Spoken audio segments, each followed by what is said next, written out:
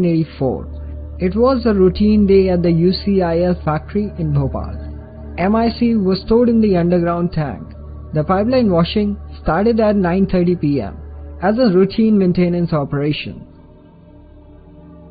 Between 10:30 and 11 p.m., workers engaged in the pipeline washing became aware of a leak. Little attention was paid considering it a normal leak. A casual attempt was made to trace the source of the leak, but of no use. The leak continued. Around 12:15 a.m., the pressure in the MIC tank rocketed up to 55 pounds per square inches. Water had begun to leak into the tank E610, containing 42 tons of MIC. The resulting exothermic reaction increased the temperature inside the tank to over 200 degrees Celsius. An operator saw the concrete above the tank was cracking. About 12:30 a.m., the relief valve of the tank gave away, and large quantities of MIC gas leaked into the atmosphere. The workers at the factory realized the risk of a massive disaster. They tried activating the safety systems available at the factory. There were 3 safety systems. First was the vent gas scrubber, which was considered the main line of defense. It was found that it wasn't in operational condition. Then the workers tried turning on the flare tower to burn off the toxic gas. This system was not in a working condition, as the piece of pipeline leading to the tower had been removed for maintenance.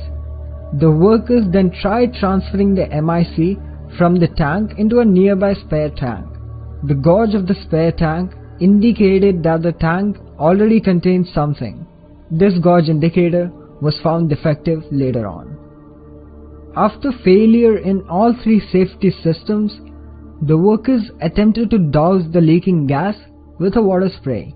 The water spray reached a height of 100 feet from the ground, while the leak was at 120 feet above the ground.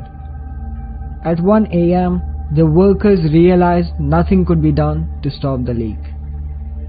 Thousands of people living around the plant were awakened by suffocating, burning effects of the gas. As on the 3 sides, the UCIL plant was surrounded by slums and other poor settlements. The people living in these colonies were the worst sufferers. There was no warning or guidance to the general public around this time. There were 2 types of alarms in the factory. One mild siren for the workers and one loud public siren. The public siren was started only at about 2:30 a.m. and since the gas leaked from a 30-meter chimney, it wasn't high enough for the people to escape the effects.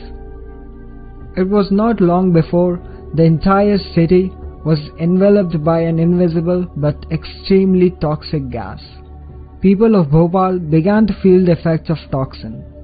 People who were laying cozily inside the duvets a few minutes ago, they now began to feel suffocation, cough, burning eyes, and vomiting. Streets began crowded with people running here and there for help. The chaos went on through the night.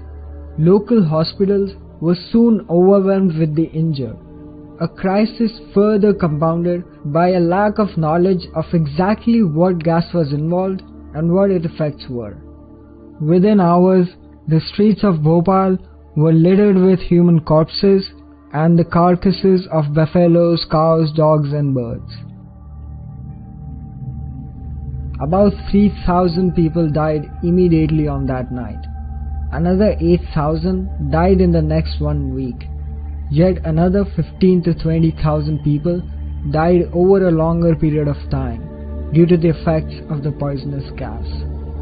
Still, about 500,000 people were directly or indirectly affected, with 38,000 temporary partial and roughly 3,900 permanently